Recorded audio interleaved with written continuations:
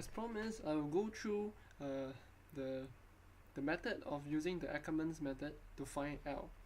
Okay, but before I go in to do that, alright, this first part of this video is to create a canonical form for this transfer function. Alright, because I find that it's fairly interesting because previously we were using the controller's canonical form. Alright, now we're going to use the observer canonical form, which is slightly different. And therefore, in order to illustrate this difference, I'll just show in this video. Alright, so in order to start, alright, this is your transfer function as you know. Alright, let's bring it into a better one. I'll just change this as y(f(s) and u(s). This is our input. Okay, what I would first tackle this type of problem is to set it in terms of a numerator and a denominator. Correct, I don't know where's my pen like that. Next thing, I will assume that this is S0, because S0 is equals to 1, right? S to the power 0 is equals to 1. Anything to the power 0 is equals to 1, okay? And you can also sub it as this one over here. Okay, as S to the power 0. Actually, I don't need this one anymore. Okay? So over here, now, I can simply write S to the power 0 is equals to x1. Alright? I'll just recap because this is actually the same thing as video in l8v7. Alright? So now we're gonna repeat something that is same as l8v7. If you happen that you know what I'm gonna talk about, you just skip to the later part. But anyway, so S to the power 0 is equals to x1. So if I were to differentiate one time x1 dot, alright, I'll have S to the power of 1. Alright, if you remember, integration is 1 over S, differentiation is just in the opposite, which is S. Okay, if you differentiate S again, you have S squared, so on and so forth. Okay, if you still remember.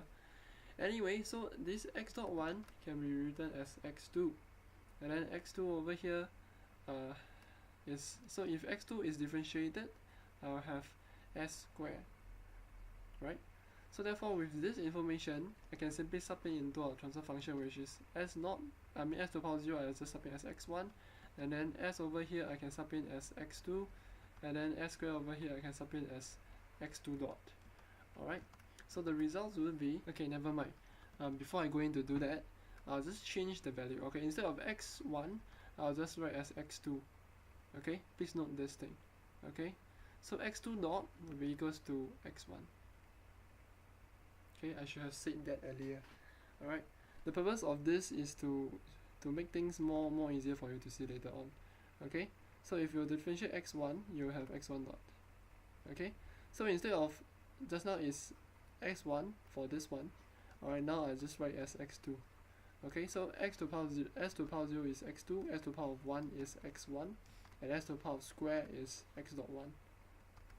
So you can just simply sub in as 2x2 because S naught is x2. Okay, it's just the sum symbol. You can say that this is x3, you can call it x4, whatever name you want. Alright, but in this case I write as x2. Okay? Alright, so I was just filling up all whatever thing based on these definitions. Okay? And this is my transfer function over u(s). Okay? So we know that we are writing in terms of x2 and x1 and x2 dot and x1 dot. So I can just simply write out the matrices so that you can see properly already. Okay, so hold on a while. So I fill in all the stuffs already. Alright? And therefore, in order to, now I can erase this because I want to save space. Alright, I want to write in terms of the denominator. Okay, so what I will have is these things over here. These are all the denominator for the system. Okay, so I just want to rewrite things in terms of x dot 1 over here. So therefore, I'll just shift this thing all over to the other side. So what I would have is this thing. Alright, your u(s) minus 7x1 minus 12x2 is equals to your x1 dot. Alright, so u(s) is simply 1 times u(s). So therefore, the coefficient of u(s) is only 1. So therefore, I'll just simply write as 1 over here. Alright, u(s). Minus 7x1, so I'll just simply write as minus 7. And then minus 12x2, I'll just write as minus 12. Okay, and that's it. And as for the top one, alright, y is equals to 2x2. Okay, and therefore 2 times x2, it's this one, right? So it's 2, this is 0. There is no u, so therefore this is just simply 0. Okay, and that's all. And then where am I? Okay, and then x2 dot, alright, is equals to x1, alright, because if you still remember, s1 is equals, I should write down everything, hold on. Alright, s to the power of 0 equals to x2, so s to the power of 1 is x2 dot, right? So therefore s2 dot is equals to x1, correct? And therefore, we know that x2 dot is equals to 1 times x1, and then 0, 0 over here. Okay, so therefore these are all your stuff. We can call this A, B, C, and yeah, A, B, C only lah. Alright, and these A, B, C's are all your controller's canonical form. Okay, because we can also actually, because what I've done is doing a primitive way of doing things, because I want to show you the method of doing this, so that when I apply the canonical form, alright, for a controller canonical form, alright, you can at least get what I mean. Alright, so how the controller's canonical form works is the shortcut method. Alright, first I determine the square of this thing. I don't know why I'm repeating the same video on l8v7, while I'm talking better than l8v7 now. But anyway, let's continue first.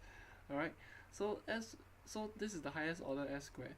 So in this case, I'll know that my A matrix canonical form is 2 times 2. Okay, and therefore I have minus A2 minus A1 1 0. Okay, this is the standard way of doing things. Okay, for example, if I have a s cube over here, okay, I'll have the A as minus A3 minus A2 minus A1 1 0 0, and then 1 0 0 over here. Okay, this is for the 3 times 3 if you have an s cube. Okay, just to show you the variations for applying this form. Okay, and this thing over here, your 7, is your A2. This thing over here is your A1. Okay, so therefore I can simply write my A as, because A2 is 7, so I'll just write as 7, but because it's minus, so it's minus 7.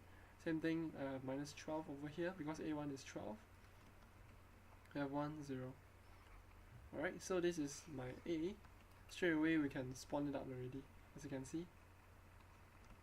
This thing over here. Okay, now what about the B? The B matrix, there's no canonical form, right? But the B itself, alright, is simply taking the coefficient of your this below one. Alright, is there any coefficients? There's only 1 times AS. So therefore, it's just 1 0, okay, for B. Okay, if you have a 3 times 3, then your B is a 1 0 0.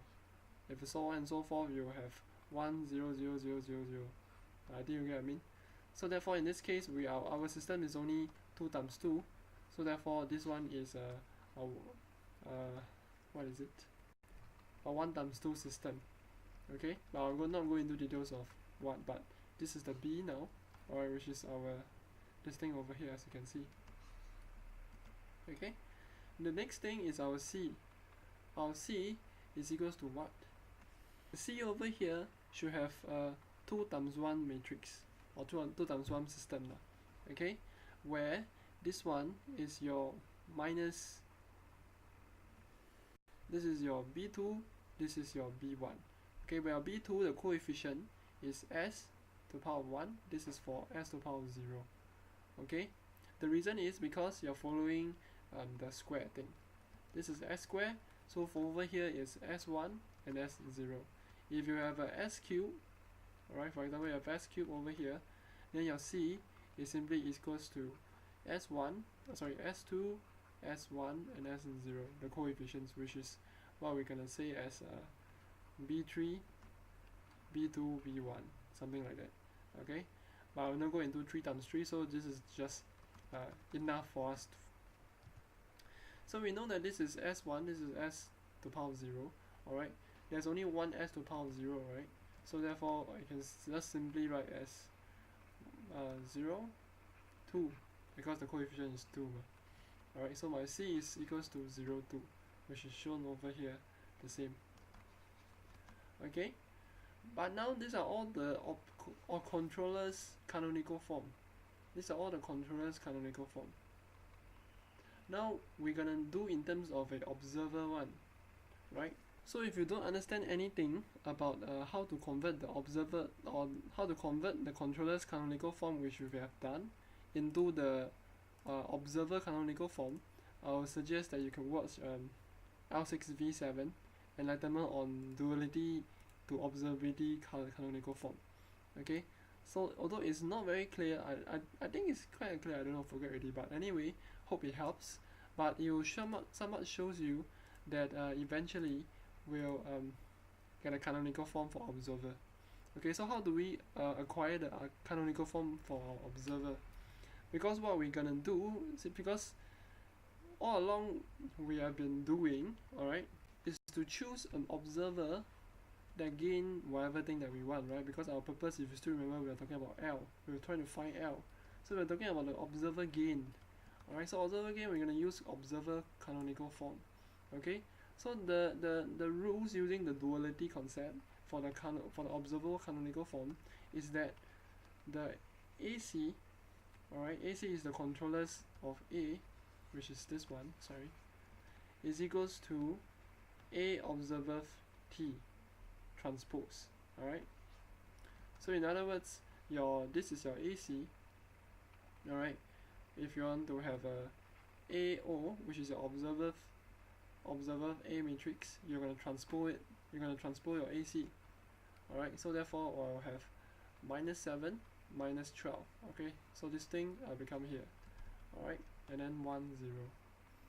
Alright, so this is the form for your observer AO.